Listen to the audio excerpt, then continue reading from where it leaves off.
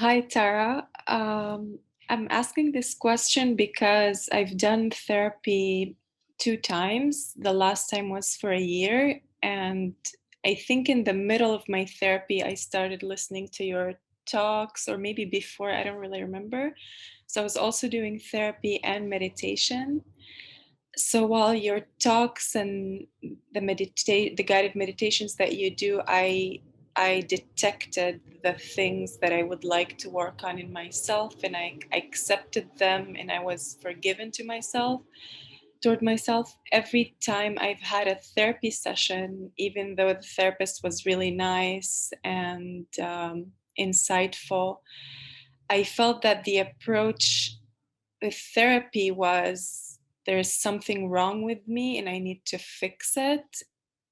And it made me walk through life all the time thinking there's something wrong with me, and maybe I'm doing this or I'm saying this thing because there's something wrong with me.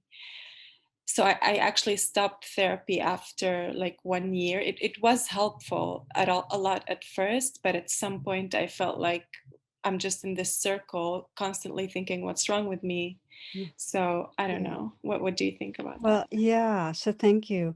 Um, in all the therapy I've done, both for myself and also with others, probably the most core element is exactly the opposite of that. It's to wake myself and others up from out of that trance that there's something wrong with us.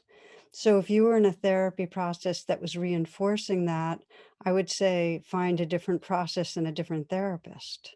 That it's not to do with therapy, it's to do with the process you're in, because therapy has a great potential for healing, and, many people do therapy and meditation because 'cause they're so synergistic, you know?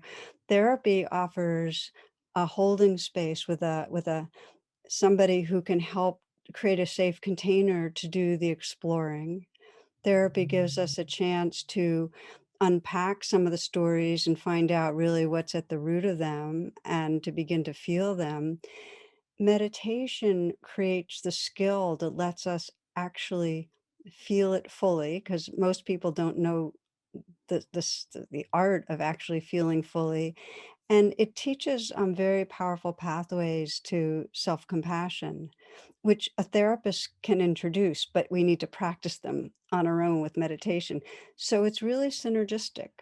And for some people, they don't need therapy because the meditation seems to do it completely. Most people who do meditation need some practice in how to apply it on their own, or else they're dependent on the therapist. Does that help with the understanding? Yeah, yeah, it does. Thank you. Anything else you wonder about this?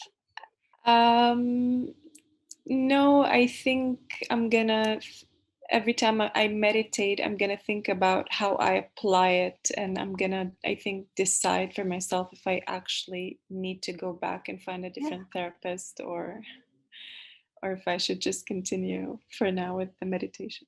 Yeah, that's really actually sounds quite wise to do a season with meditation and just keep listening and sensing, is there something more that's needed, or is there movement? Do you feel like you're kind of getting to know yourself and softening? And there are other processes other than therapy you might explore. For instance, there are mentor groups where you meet, and meet with a group of people and a meditation mentor, and that can be a real support in deepening your application of the meditation. So, and that, if you have questions about that, just reach out to us because there's a lot of those groups forming now, and they're very powerful. Virtual groups. Yeah, yeah, Hmm. yeah, Okay. Okay. yeah. Great. Lovely to meet you, dear. Thank you. Thank you so Yeah. much. Okay.